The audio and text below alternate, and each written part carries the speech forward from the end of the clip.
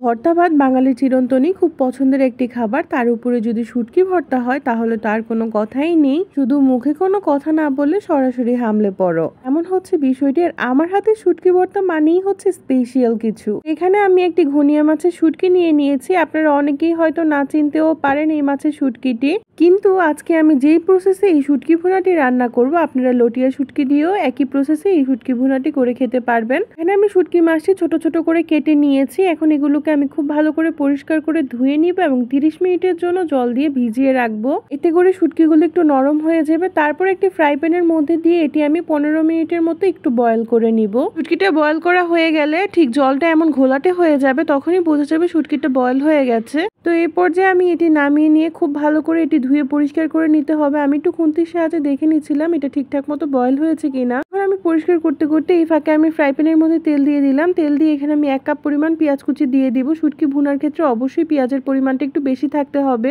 আপনারা চাইলে কিন্তু এখানে আস্ত রসুনও ব্যবহার করতে পারেন, কিন্তু আজকে আমি শুধুই পেঁয়াজ দিয়ে শুটকি ভুনাটি করব। সাথে একটি টমেটো কুচি করে দিয়ে দিলাম। আর আমার প্রসেস ফলো করে যদি আপনারা এই শুটকি ভুনাটি করে খান, অবশ্যই টমেটো ব্যবহার করার চেষ্টা করবেন, এতে করে স্বাদটা কিন্তু একদম পারফেক্ট আসবে। যেই প্রসেসে আজকে আমি এই শুটকি ভুনাটি রান্না করছি, এটি কিন্তু কক্সবাজারের শুটকি ভুনা। কক্সবাজারের শুটকি ভুনা কতটা বিখ্যাত সেটা আমরা সবাই জানি। শুটকিগুলো আমি খুব ভালো করে ধুয়ে পরিষ্কার করে নিয়েছি এবং উপরের চামড়া সহ যে ময়লাটি ছিল সবকিছু আমি ফেলে দিয়েছি এবং খুব সুন্দর করে ধুয়ে পরিষ্কার করে সামান্য একটু থেতলে নিয়েছি। এখন আমি শুটকিগুলো দিয়ে পেঁয়াজের সাথে কিছুক্ষণ ভেজে নিয়ে এর মধ্যে গুঁড়ো মশলা অ্যাড করে দিব। শুটকি ভুনার মধ্যে আমি কিন্তু কোনো ধরনের ধনিয়া এবং জিরার গুঁড়া ব্যবহার করি না। এখানে শুধু আমি হলুদের গুঁড়া এবং মরিচের গুঁড়া ব্যবহার করেছি। আপনারা যে যেমন ঝাল খেতে পছন্দ করেন সেই অনুযায়ী এখানে মরিচের গুঁড়া ব্যবহার করতে পারেন। আমি আমার টেস্ট বাট অনুযায়ী এখানে ঝাল ব্যবহার করেছি।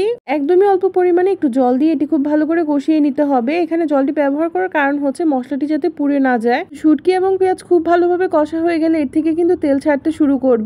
এই মাছের শুটকিটি একটু শক্ত প্রকৃতির হয়ে থাকে, বেশ কিছুক্ষণ ধরে এটি রান্না করার প্রয়োজন হয়। এই কারণে খুব আস্তে আস্তে একসাথে মশলাটিও কষে যাচ্ছে এবং শুটকিটাই অনেক পরিমাণে নরম হয়ে যাবে। বাঙালির কাছে যে কোনো ভর্তার টেস্ট মানেই কিন্তু সেরা স্বাদ, কিন্তু এই ধরনের শুটকি ভর্তা হলে আরো যেমন সোনাই সোহাগা হয়ে যায়। এই ভর্তাটি কিন্তু আমার নিজেরও খুব পছন্দের একটি ভর্তা। আমি কিন্তু মাঝে মাঝে এই ভর্তাটি রান্না করে খাই। তখনই কোনো ধরনের মাছ কিংবা মাংস দিয়ে আমার ভাত খেতে ভালো লাগে না, তখনই আমি এই ভর্তাটি রান্না করি এবং বেশ তৃপ্তি করে আমি কটা ভাত খেতে পারি এবং আমার পরিবারেরও সবার খুবই পছন্দের। আমি যেভাবে আজকে ঘনিয়া শুটকির ভর্তাটি তৈরি করেছি, সেম প্রসেসে আপনারা লটিয়া শুটকি দিয়েও এই ভর্তাটি তৈরি করে খেতে পারেন, অসম্ভব মজার হয়।